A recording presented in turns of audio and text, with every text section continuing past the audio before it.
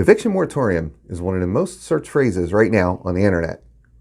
So if you have an estate or a trust, or you're a tenant, and things haven't been going so well, what do?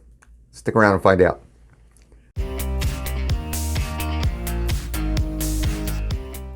Hey, this is Bill Eaves, Associate Broker with Realty in Bensalem. So if you have an estate or a trust and you want to sell, but you have a tenant that hasn't paid and the eviction moratorium's over, what's the next step? Also, if you are a tenant, what is your next step? One of the reasons this subject is so confusing these days is because the CDC has one set of standards, and then each state has a set of standards, and each county has their set of standards. For example, the CDC says, okay, you can't do evictions anymore. Supreme Court says, you know what, forget it, guys. We're vacating that order. It's unconstitutional. You go ahead and evict. Then the state comes in, for example, New Jersey, and says, no, you can't evict yet. In Pennsylvania, they have the rule where you can evict. However, in Philadelphia, you can't yet. In Bucks County, you can. So right now, this eviction thing is affecting 11 million Americans.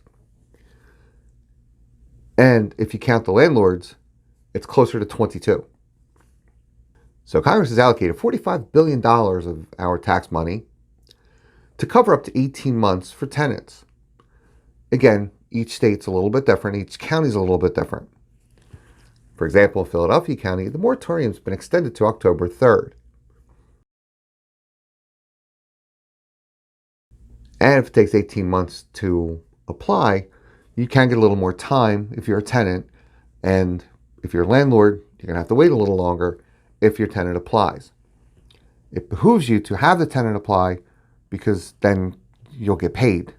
And it definitely takes time. Right now, Philadelphia has over 52,000 applications, and they've only processed 13,000, a little over 13,000. So it's kind of a big delay. Now, Pennsylvania has something called the ERAP program. Go online, look up ERAP Pennsylvania. You'll go to your county, and that's where you'll be able to apply, or if you're a landlord, help your tenants apply. So now the bad part with this is that if the eviction moratorium is still there, but the mortgage moratorium is gone, as a landlord, you could be facing a possible foreclosure if the mortgage isn't being paid, and now it's starting to count on your credit if you have a mortgage on there, or if the decedent had a mortgage on there, if it's an estate, and you can't evict.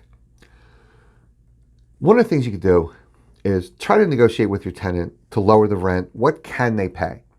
Do they have direct deposit? Can that direct deposit be put into your account, or not your personal account, into a rental account, into an account that you established that the rent can go right into? That's worked out tremendously for people in the past. Another tactic we often use is called cash for keys. This is done mainly in foreclosures to get the people out peacefully. I've also used it in estate sales and trust sales where the tenants didn't want to leave. Often they were a relative. They just couldn't leave. So we offered them, okay, you're going to need first, last, and security. How much of that can you come up with? Let's say they come up with nothing. If you can afford to, pay the 3 months, first, last, and security. Now, is that fair? Not necessarily. But do you want to be fair, or do you want to get your building back? You have to decide that for yourself. If they're in there for 18 months without paying, or if you can cough up 3 months and call it a wash, then maybe your best bet. As always, seek the advice of a professional attorney or accountant, mostly in this case an attorney, if you have specific questions. And if you found this useful, check out some of my other videos below.